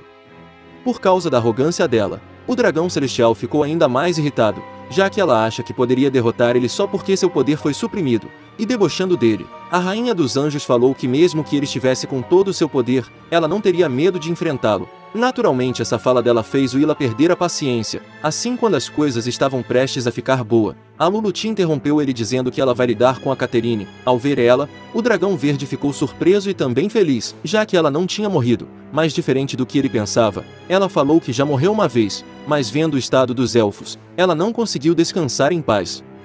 Terminando de explicar isso, Lulutia pediu para sua velha amiga, a árvore do mundo, emprestar um pouco da sua força para ela. Ao mesmo tempo uma forte aura dourada começou a reunir na árvore do mundo, e em seguida 6 símbolos representando cada raça dos elfos apareceram, e de acordo com a Kigtin a árvore tinha gerado 6 grandes frutas. E por causa desse comentário dela, o Dom Celestial quase perdeu a paciência, já que aquilo não era uma fruta, aquilo são os 6 reinos místicos, e por causa do perigo desses reinos no mundo humano, o sistema perguntou se o Prota vai eliminar a deusa mãe, já que se esses 6 reinos místicos forem completamente desenvolvidos, eles absorverão uma quantidade limitada de recurso dos 3 mundos, mas como eles estavam escondidos durante anos, o Prota decidiu não apagar a Lulutia e a árvore do mundo. Ao mesmo tempo 6 esferas de energia foram em direção da deusa mãe, e foram absorvidas pelo seu corpo, e em seguida aconteceu aquela cena de transformação de garotas mágicas, e após alguns segundos, e revelado a transformação de garota mágica dela. E vendo isso a Caterine finalmente percebeu que não estava enfrentando um simples inimigo, e enquanto a Lulutia carregava as energias dos 6 reinos místicos na palma da sua mão, ela revelou sua verdadeira identidade. É claro, a rainha dos anjos não acreditou nela, já que o deus dos elfos era seu Lord Randolph. Ela não queria aceitar que seu mestre era apenas um rebelde, então para negar chegar à realidade, ela atacou a deusa mãe com sua espada de punição divina. Mas, para sua infelicidade, seu ataque foi defendido facilmente pela barreira mágica. E enquanto ela ficava chocada com essa cena surreal, Luluti explicou que o poder que o reino humano esconde excede muito a imaginação dela. Simplificando, ela está falando do Prota. Enquanto lidava facilmente com a rainha dos anjos, a deusa mãe pediu para o dragão celestial ajudar os elfos escuros a derrotarem os elfos dourados, e atendendo o pedido da sua velha amiga, o dragão celestial ordenou que os treantes destruíssem o palácio real. E no mesmo instante eles pararam de brincar, e correram loucamente para o palácio enquanto esmagava qualquer inimigo no caminho.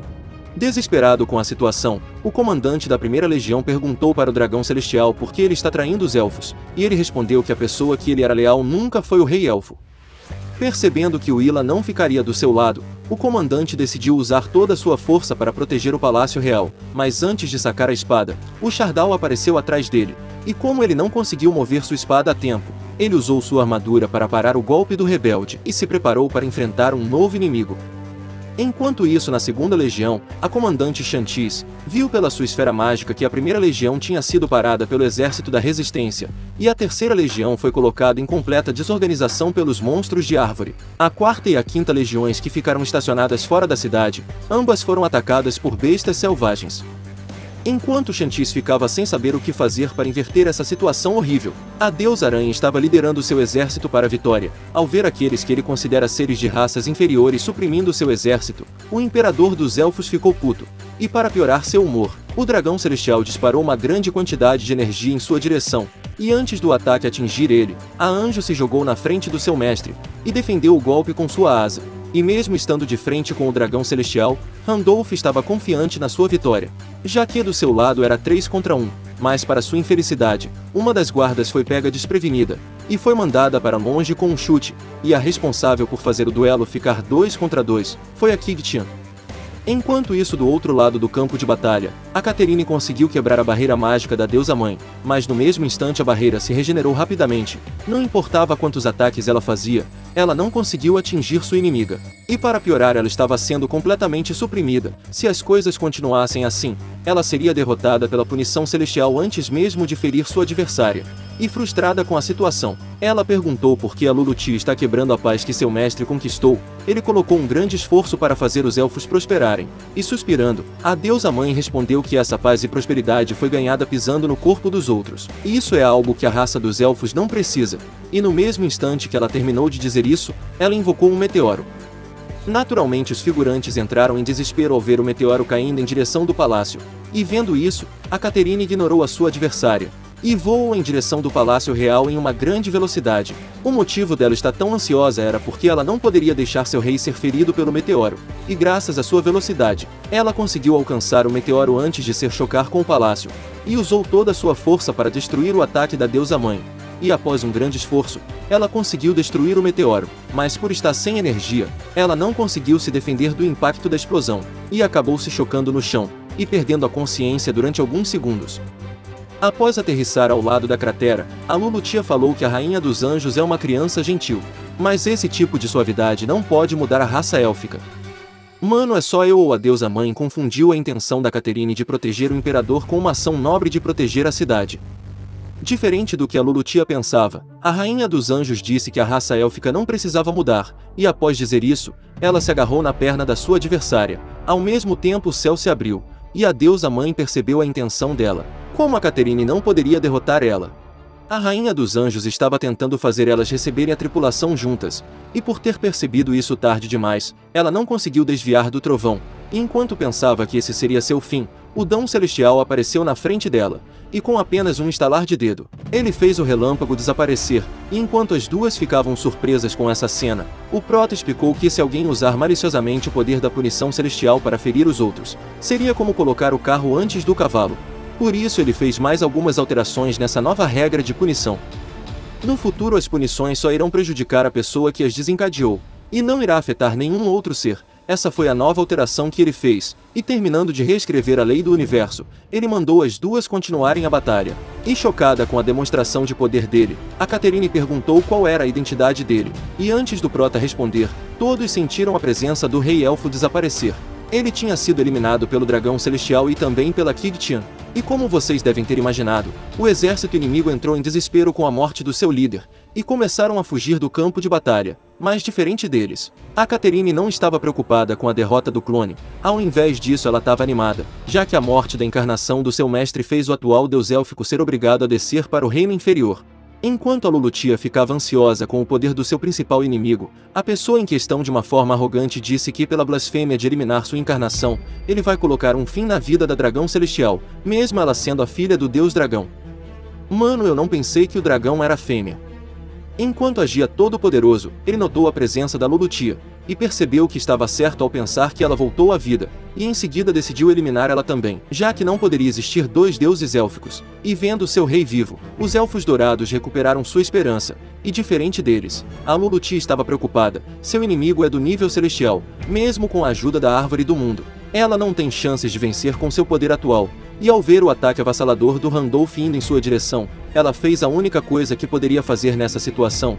Ela usou toda a sua energia para criar a barreira mais forte possível, mas para seu desespero, sua barreira foi quebrada facilmente, mas antes dela ser atingida, o Dom Celestial desviou o ataque com um simples tapa. Ele estava irritado com o fato dos deuses do reino celestial estar tratando suas regras no reino humano como lixo, e para deixar ele com ainda mais raiva, o Randolph ousou debochar da cara dele. E por causa da arrogância do seu inimigo, o Prota perdeu a paciência, e apareceu de repente na frente do deus élfico, e em seguida deu um socão no estilo Saitama na cara dele. O golpe foi tão forte que fez o Randolph ser enviado de volta para o Palácio Real no Reino Celestial. Quando os servos viram seu deus em uma situação tão miserável, eles ficaram chocados, e a pessoa em questão se sentiu humilhado, e para se vingar, ele decidiu reunir os deuses para exterminar todas as formigas do reino humano. A cena volta para o Prota, e nós vemos ele suspirando de alívio. Os seres celestiais sabem que é perigoso ficar atravessando a muralha do mundo, mas ainda assim, eles insistem em atravessar a muralha à força, e percebendo a frustração dele, a Kig-Tian sugeriu que seu mestre exterminasse a cidade dos deuses, e ela está disposta a realizar essa tarefa. É claro, o deus do universo não aceitou a sugestão dela. Aquilo era uma péssima ideia. Ao mesmo tempo, a rainha dos anjos entrou em desespero ao ver seu deus sendo derrotado com apenas um golpe.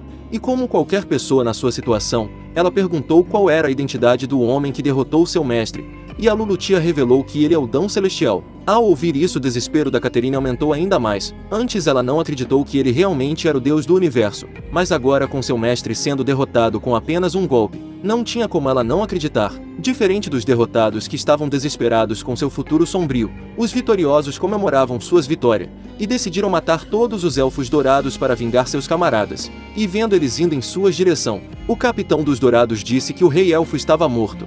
O objetivo deles já foi realizado, então não tinha por que massacrar todos eles. Mas aumentando ainda mais seu desespero, o comandante inimigo discordou, dizendo que é exatamente dessa forma que os dourados tratam seus adversários. Por isso seu clã só está tratando eles da mesma forma. Mas quando ele estava prestes a ceifar a vida do seu alvo, a deusa aranha apareceu de repente na sua frente, e bloqueou seu ataque, e essa ação dela fez o Shardal ficar chocado, e acalmando ele. Ela disse para ele não perder a mente por causa do ódio. Eles já ganharam a guerra, então qualquer outra luta só aumentará as vítimas. Se ele continuar a agir, aquele indivíduo não ignorará suas ações, e entendendo de quem ela estava falando, ele olhou para cima. E no mesmo momento, a Lulutia revelou para seus filhos que é a primeira deusa dos elfos, a dona da árvore do mundo. E hoje ela voltou após viajar por longos tempos, e enquanto falava isso, ela ativou sua magia, e começou a curar as feridas de todos os seus filhos, e continuou seu discurso dizendo que o rei elfo morreu. Por isso eles devem deixar de lado o ódio do passado e seguir em frente juntos.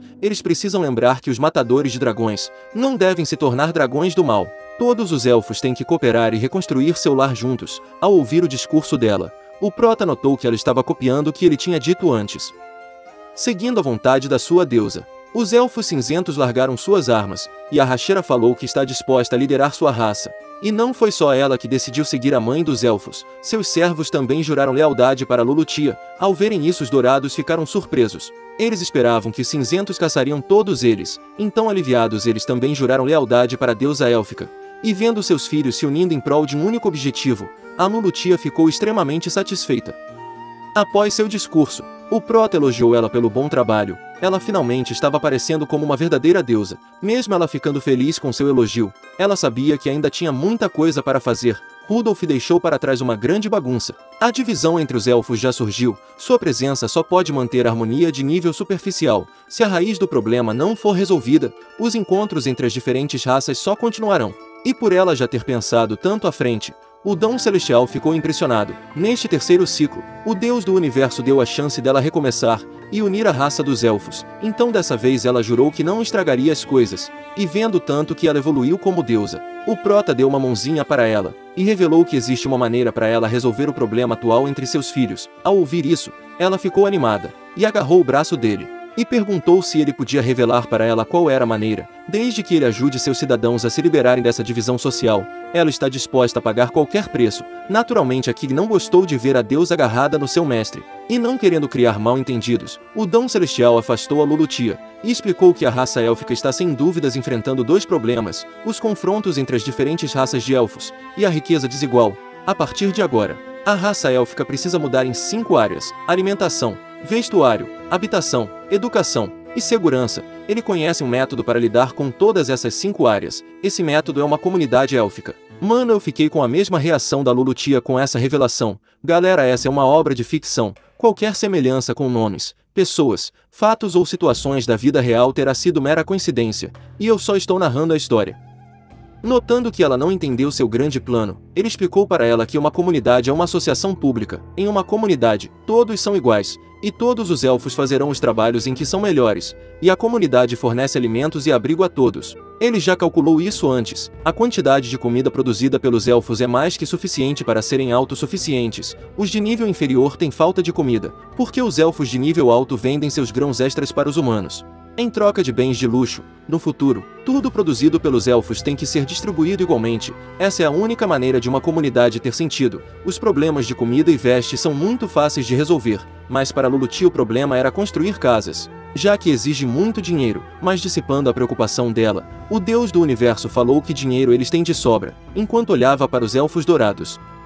Chegando na frente deles, o Prota disse que está na hora de lidar com os antigos nobres élficos, já que eles viam mantendo a propriedade de inúmeros cidadãos para si mesmo. Ao mesmo tempo, a deusa mãe revelou que as propriedades e pertences dos elfos dourados, prateados anteriormente, serão levados e apreendidos, e entregues à comunidade após a inspeção. Ao ouvir isso, os cinzentos se encheram de alegria, já que eles nunca gostaram das pessoas ricas da classe alta. Então naturalmente eles se divertiram enquanto confiscava tudo. É claro, a princesa não gostou de ver eles roubando seus pertences, mas na sua situação atual, ela não podia fazer nada, a não ser ver eles levando suas coisas. O comandante do exército inimigo deixou claro que ela só está viva devido à bondade da Lady Racheira, mas se ela continuar causando escândalo, ela vai pagar o preço por oprimir seus irmãos durante anos. E vendo o capitão dos Dourados sem saber como reagir diante dessa situação, o Prota falou que agora, todos eles perderam os seus status de indivíduos de classe alta, e irão trabalhar ao lado de elfos de outras raças, e como o capitão não tinha outra escolha, ele concordou em seguir essa regra. Mas diferente dele, a Caterine falou que os elfos dourados e prateados sempre foram designados a serem governantes. A vitória dos cinzentos é apenas temporária. E achando a declaração dela engraçada, o Dão Celestial perguntou que evidência ela tem para dizer que nasceu para ser governante. E ela respondeu que isso é porque o sangue que corre em suas veias é diferente dos outros elfos. Eles nasceram nobres. Essa é a razão do porquê o Senhor Deus escolheu ela como capitã nessa missão. Ao ouvir sua blasfêmia, a Lulutia usou as raízes das árvores para enforcar a Caterine, e declarou que essa é a última vez que ela deixará o desrespeito dela passar. Se ela ouvir tal blasfêmia no futuro, ela fará a Rainha dos Anjos ter um final trágico. As diferentes raças de elfos são como raízes, troncos, ramos, folhas, flores e frutos. São todos diferentes, mas fazem parte do mesmo organismo, se sob o seu governo. As diferentes raças élficas querem se provar especiais, eles devem usar suas próprias mãos para criar algo de valor. Essa é a única maneira de provar qualquer coisa. É claro, como uma nobre não tinha como a Caterine aceitar fazer trabalho braçal, mas diferente dela, o capitão dos elfos dourados pegou a enxada. Essa ação dele fez ela ficar incrédula. Para ele poder trabalhar ao lado dos vencedores, já é um presente. Coisas muito pior poderia ter acontecido com o lado perdedor, e ele nunca sentiu que precisavam de elfos para serem colocados em classes diferentes. Para ele esse foi um erro do Senhor Rei Elfo desde o início. É claro, esse comentário fez a Caterine considerar ele um traidor, e ouvindo a opinião dele, o Prota ficou um pouco surpreso por existir pessoas razoáveis na tribo élfica, e a Lulutia comentou que acredita que a maioria são pessoas boas como ele. Mas diferente do capitão, a Rainha dos Anjos disse que o reinado inocente deles só vai acabar com a tribo élfica. e ela ficará feliz em assistir o reinado da Luluti acabar com seus próprios olhos, e com a partida deles. A deusa mãe comentou que não achou que os elfos prateados seriam ainda mais teimosos que os dourados, e o Prota explicou que os prateados são a raça que mais tem contato com o antigo deus élfico, então não é algo tão incomum assim. E mudando de assunto, a Lulutia falou que eles já têm um plano de alimentação e trabalho, agora só falta a questão da habitação. Há uma elevada demanda por casas, mas elas não podem ser construídas em um curto período de tempo. E ficando decepcionado com ela, o Prota agarrou as mãos dela e falou que vai ensinar algo interessante para ela. Naturalmente a Lulutia ficou surpresa com a aproximação dele, e também sem entender seu plano, mas em seguida, sua técnica foi ativada, e a energia da árvore do mundo criou uma bela casa de madeira. Ao ver isso acontecendo diante dos seus olhos, a Lulutia ficou maravilhada. Ela não sabia que algo assim era possível, e começou a admirar ele ainda mais. Agora ela sabia o que devia fazer primeiro. Assim, ativando sua habilidade novamente, ela construiu castelos, casas e várias construções. Ela até tinha construído uma biblioteca élfica. Isso fez o Prota ficar surpreso por ela entender a importância da educação. A biblioteca é uma compilação de toda a magia que ela conhece até o momento. Ela transformou seu conhecimento em uma coleção de livros, e por ter gostado da ideia dela, o Prota deu um conselho para a deusa mãe. A magia é importante para os elfos, mas deve haver educação básica também. Leitura, fala, aritmética e conhecimento sobre animais comuns. Essas informações devem ser fornecidas às crianças élficas. Seguindo seu conselho, a Lulutia decretou que todos os livros na biblioteca são propriedade compartilhada da comunidade, e são de uso gratuito para todos os elfos. No entanto, os elfos dourados e prateados não devem comemorar muito cedo, porque eles ainda precisam pagar pelas coisas que fizeram de errado no passado. Eles terão que trabalhar por mais tempo do que os outros elfos, até que a dívida de sangue seja pagada com trabalho duro.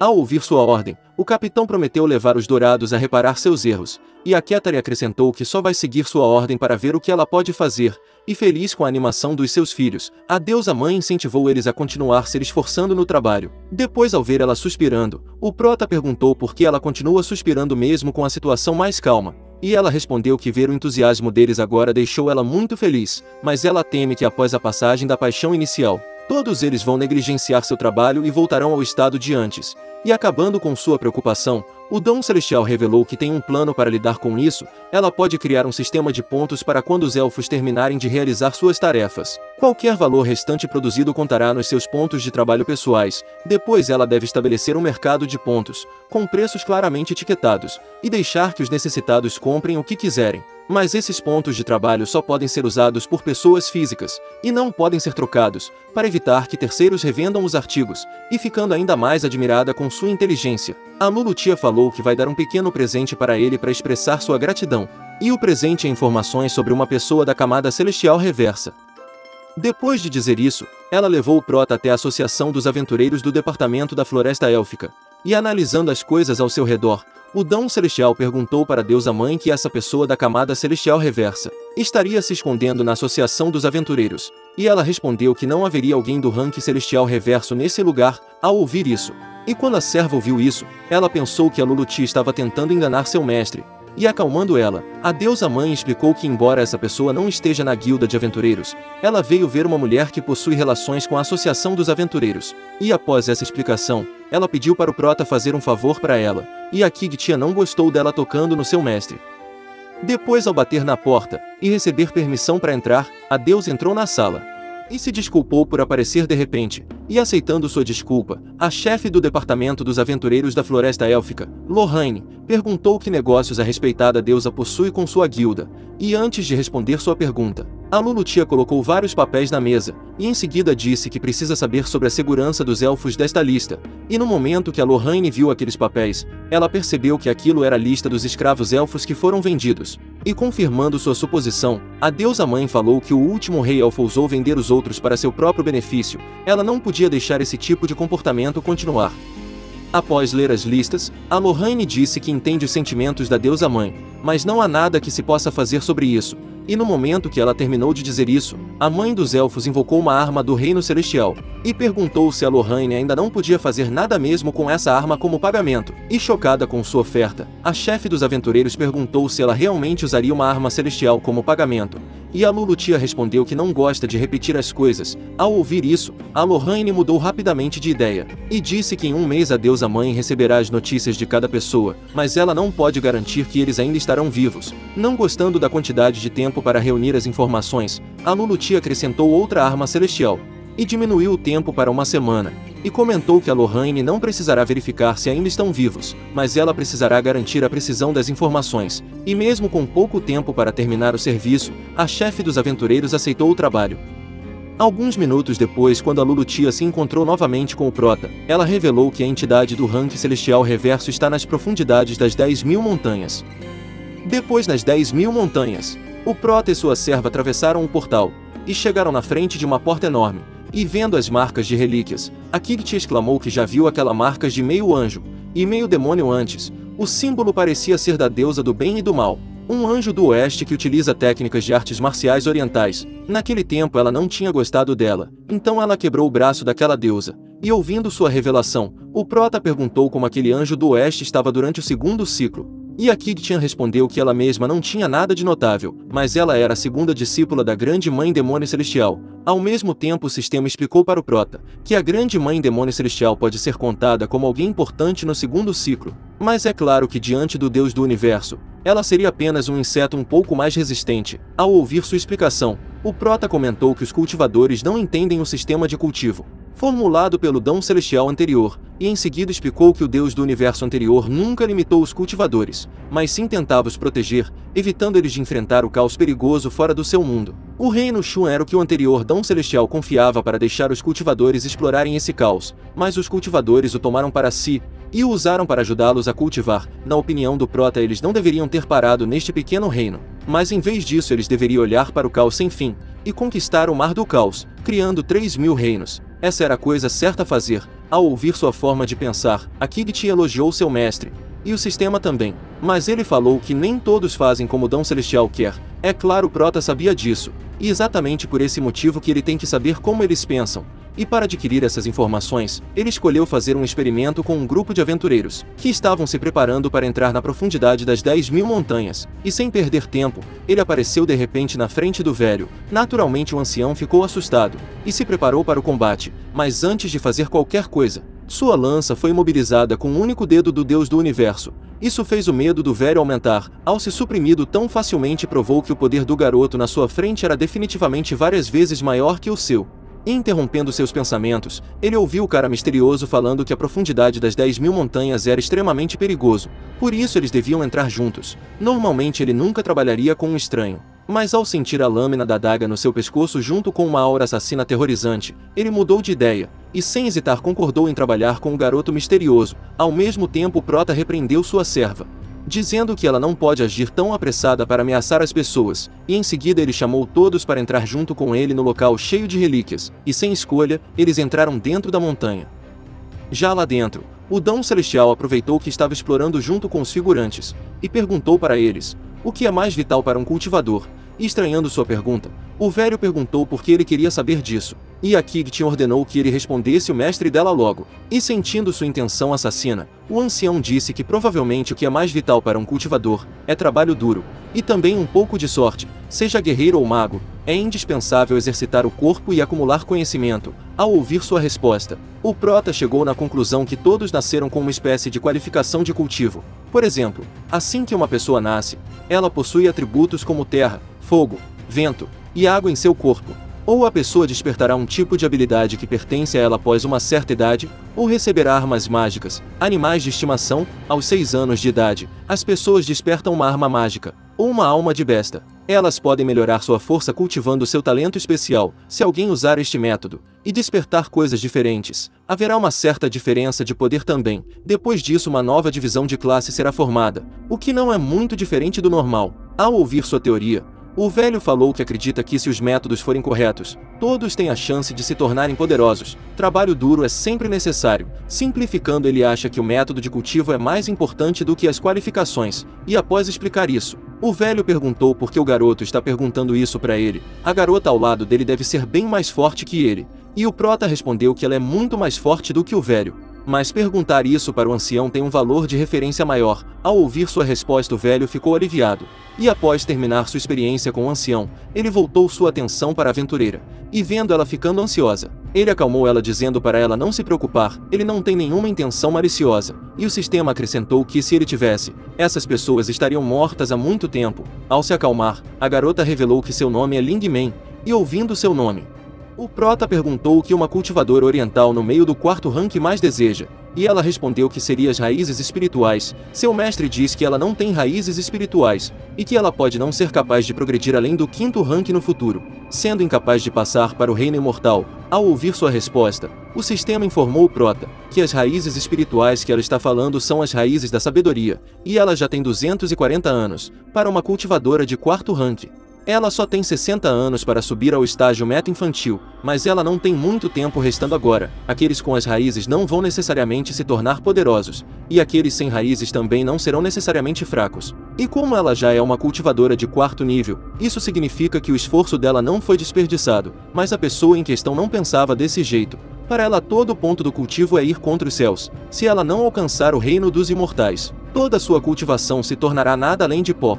E esse modo de pensar dela fez o prota ficar irritado. Os humanos por algum motivo sentem que o cultivo é para ir contra os céus, mas o cultivo não foi criado para isso. E quem colocou esses pensamentos na cabeça da Ling Men foi o mestre dela. Ele ensinou para ela que todo o ato de cultivar é tomar o ki do céu e da terra para se tornar mais forte. É por isso que existem punições celestiais. Mas discordando dela, o prota falou que os humanos deveriam pensar nas tribulações como um tipo de teste. Apenas aqueles que passam com sucesso podem ser contados como alguém daquele rank, se realmente tivesse algum significado em impedir que os cultivadores se fortaleçam. As punições celestiais não seriam dessa magnitude. Seria melhor enviar diretamente uma punição dos reinos mais alto do que a deles quando eles estão para ascender, e mesmo com sua explicação, ela ainda acredita que as pessoas cultivavam para ir contra os céus.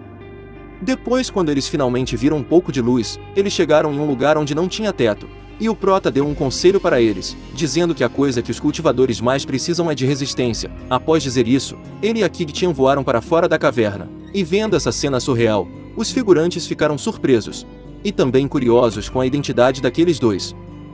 Fora da caverna, o prota falou para sua serva que aquele grupo terá sérios problemas logo. Todos os cultivadores sabem que o trabalho árduo é mais importante que o talento, mas mesmo assim todos querem um talento superior. Sendo assim, ele decidiu dar a todos eles o mesmo talento.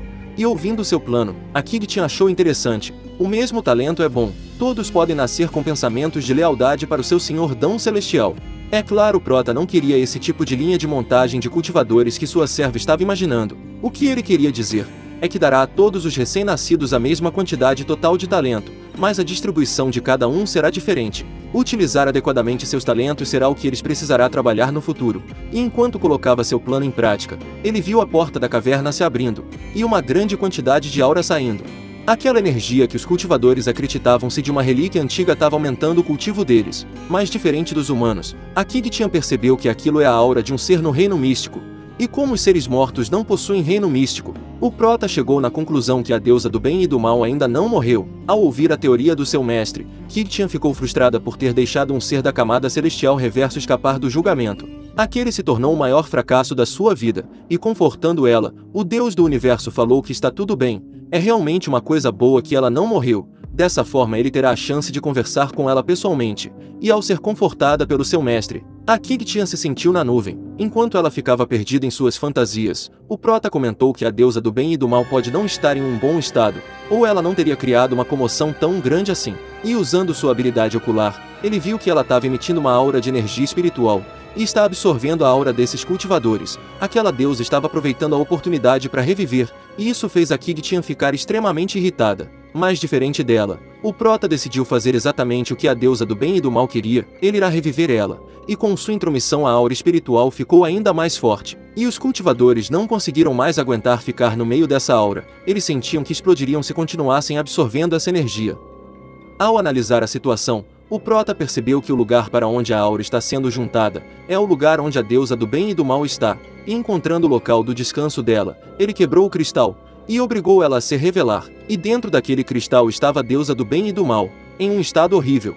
E mesmo não ousando questionar as decisões do seu mestre, a Kigtian perguntou se ele realmente quer ajudar aquela criatura, e ele respondeu que se ele não ajudar, ela irá reviver da mesma forma que antes. Com isso ele pode fazer com que ela fique devendo um favor para ele. Se ele não agir logo, todos aqueles cultivadores lá embaixo vão morrer. Voltando a cena para o velho, nós vemos ele pensando consigo mesmo que seu corpo viciou naquela aura aterrorizante, e está desejando mais. E para tirar esse sentimento dele, o dragão compartilhou sua energia com o ancião. Isso fez ele se sentir melhor. Ele notou que toda a aura espiritual de repente se reuniu em um só lugar. Era como se essa energia quisesse enganar eles para entrarem lá dentro. E diferente dele, os cultivadores não tiveram sorte, e foram consumidos pelo seu vício, e entraram dentro da caverna. E isso só provou que definitivamente há algo errado com essa relíquia. Ele subiu ao 5º rank agora mesmo. Mas apesar desse grande ganho, ele entende que um bom guerreiro sabe quando chega a hora de desistir. Então sem hesitar ele desistiu de tentar adquirir a relíquia. E vendo ele indo embora, a garota chamou o velho de covarde. Ela não esperava que o grande distúrbio nesta relíquia realmente deixaria a energia sanguínea entrar em seu corpo, e faria ela subir para o 5º rank. Apesar da relíquia ser definitivamente estranha, ela não podia deixar essa oportunidade extraordinária passar. Então, sem hesitar, ela decidiu continuar com sua busca pela relíquia. Ao mesmo tempo, a Kig-chan sentiu que o estranho movimento da energia espiritual atraiu mais pessoas, mas o prota não se importou com isso. Ele sabia que a grande maioria delas nunca irão entender a situação, e sem perder tempo, ele se teletransportou para dentro da caverna, e já lá dentro do lugar onde a aura espiritual está convergendo, os figurantes começaram a brigar entre si, para absorver mais energia espiritual. Mas para o azar deles, a Kig-chan apareceu de repente e mandou um figurante voando para longe com um chute, e em seguida ela disse que seu mestre está atualmente ocupado, e não deseja que ninguém se aproxime. Por isso nenhum deles vão se aproximar da fonte da aura espiritual. Essa foi a missão que seu mestre deu para ela. É claro, o prota lembrou ela de não matar ninguém, e usou sua magia para reviver a deusa do bem e do mal. E vendo ele revivendo alguém já morto, criando a carne a partir do osso, eles começaram a pensar que o prota estava usando algum tesouro celestial para fazer isso, e decidiram pegar o cadáver que é uma relíquia antiga, e também roubar o tesouro que eles acreditam que o prota tinha. Ficando irritada com a ganância deles, a Kig-chan falou para eles não levarem as palavras do seu mestre tão levemente, mas ignorando ela, os bandidos atacaram a Kig-chan. Naturalmente ela desviou facilmente. E em seguida deu um chutão na costela de um deles, e o impacto do seu golpe jogou ele para longe. Aproveitando que ela estava focada no outro figurante, o cultivador atacou ela também, e sem nenhuma surpresa ela desviou facilmente, e agarrou o pescoço dele com sua perna. E deu um chutão no queixo do cultivador que tentou pegar ela de surpresa, e em seguida esmagou o careca no chão. E mesmo com sua demonstração de poder, os bandidos ainda assim foram para cima dela.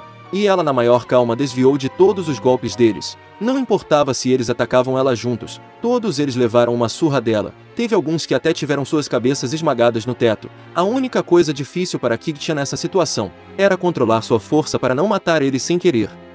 Os cultivadores que perceberam que não podiam vencer, tentaram roubar o artefato enquanto ela estava distraída com seus companheiros. Se eles conseguirem colocar a mão no tesouro, eles ficariam ricos. Por isso a ganância dele estava atrapalhando suas intuições, e fez eles pensarem que daria tudo certo se conseguirem evitar a garota, já que na cabeça deles, o prota era um cultivador fraco. Essa ganância dos humanos só fez o Dão Celestial ficar decepcionado com eles. Então, com apenas um estalar de dedos, ele teleportou todos os cultivadores para 200 km da relíquia, e isso fez eles finalmente perceberem que estava mexendo com um ser aterrorizante. Para realizar magia de teleporte sem nenhum encanto, só um mago de 7º rank no mínimo conseguiria fazer isso.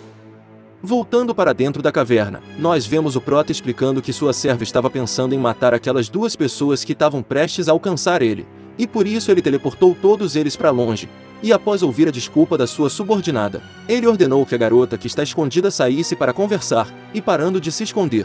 A Ling Man falou que só ficou nesse lugar porque queria entender uma coisa, ela quer saber que tipo de pessoa é o mestre da relíquia, e ele revelou que a dona já foi uma profissional, e não se preocupava com a força de seus inimigos, e acrescentou que espera que a Ling Man também possa continuar no seu caminho de cultivo, independente das dificuldades. Após agradecer ele pelo conselho, a garota foi embora, e olhando para ela, o Dão Celestial notou que o poder dela aumentou bastante. Depois de se tornar um demônio, ela está mais talentosa do que quando era uma cultivadora, e isso fez ele confirmar que existia mais de uma forma de cultivar, e em seguida, ele virou e disse que sabe que a deusa já está acordada, então ela deveria parar de fingir. E no mesmo momento que ele falou isso, ela abriu os olhos, e usando sua grande velocidade, ela tentou fugir. Naturalmente o Dão Celestial não ficou parado vendo ela escapando.